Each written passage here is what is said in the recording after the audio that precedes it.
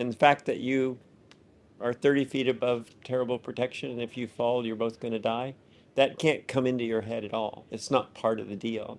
The deal is simply, how do I climb as good as I possibly can right now?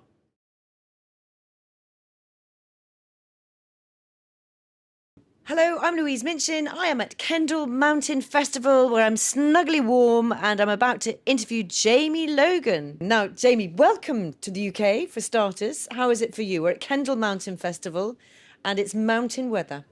It's definitely mountain weather. The first day it was really cold and super windy, but we climbed to the top of a mountain and it was fun. And now it's just raining more than it's ever rained in Colorado, I think. Oh, that's so interesting. And for people who don't know who you are, how would you describe yourself? I mean, lots of people say alpinist, but actually, guess coming from Colorado, that's not entirely a fair description, is it? What would you say you are? Well, I've always been a rock climber, and then I had a period of my life when I did big alpine climbs. So I guess I was an alpinist, but now I'm just a rock climber. And tell me about, I mean, you have done, I think probably all the toughest climbs there are. No, not by a lot. Okay, what have been your biggest highlights? Well, in 1966, I climbed a really, really hard, big, wide crack and was delighted this morning when the two young British best climber kids brought it up not knowing it was mine and talked about they tried to do it and how hard it was. And I was like, okay, well, I did that in 1966. Okay, for the climbers, I won't know the name of it, but tell us for people who are watching, there will be It's, specialists. Tell well, me. this it sounds good anyway. It's the crack of fear. I would like to say I'm in, but I'm really out.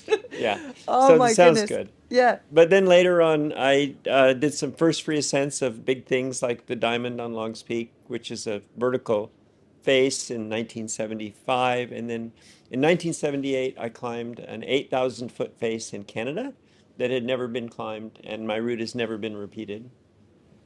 I'm just gonna hold that there. That's genuinely terrifying. Do you get scared? No, I don't get scared when I'm Why? doing it.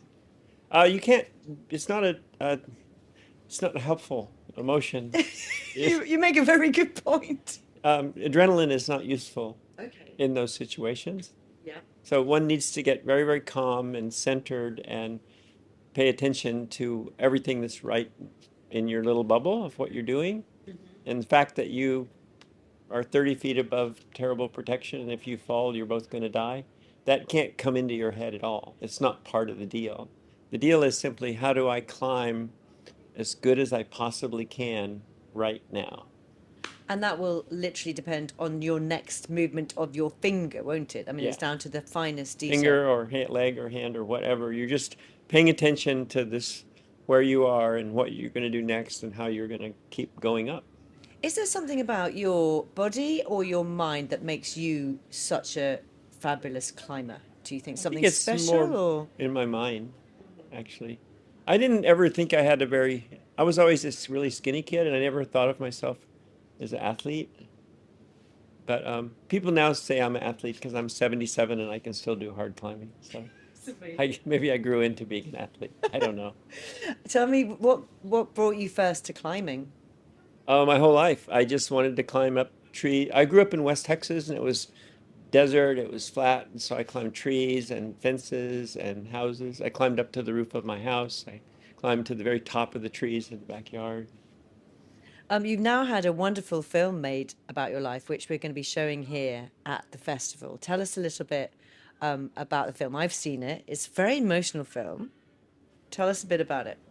Well, I mean, the film is woven through with climbing, but it's really not about climbing. It's about I all my life I had always wanted to be a girl, and I in West Texas in 1965 I didn't know how you did that. You didn't then.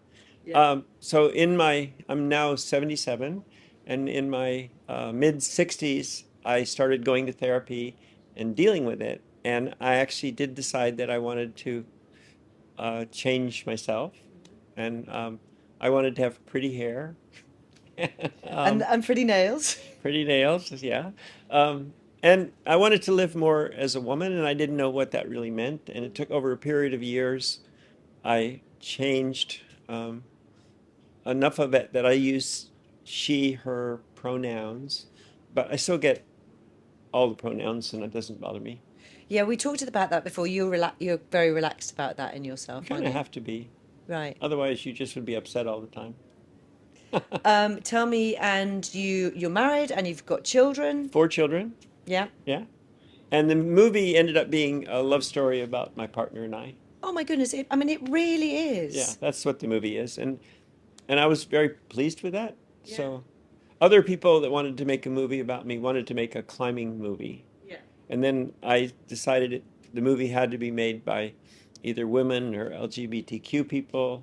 And I found this woman to be the producer, and she brought in her friend Darcy Hennessy, who it's Darcy's movie. Oh, Darcy, well, it's definitely Darcy's movie, but it's definitely you and your wife yeah, movie, she's isn't great. it? Yeah. And so I mean, there's so much to love about the movie, but your relationship is very caring. I mean, why wouldn't it be? But she's so kind.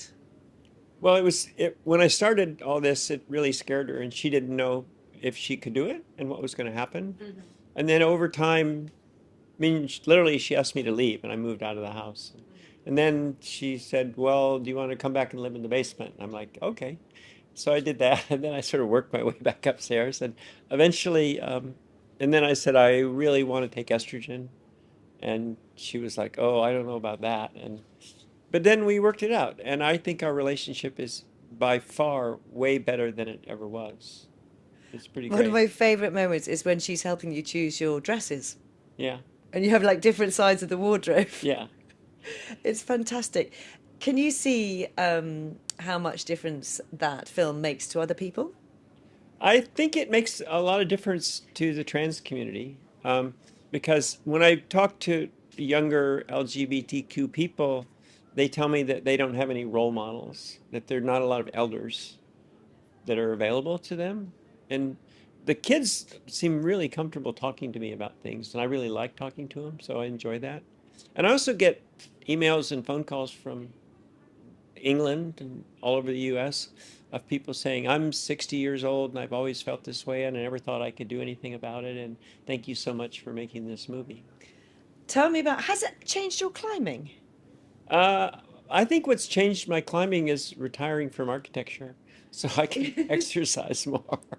But I'm climbing as well at 77, I think, as I ever did, actually. And I'm stronger at 77 than I was at 76. Because you do. Training.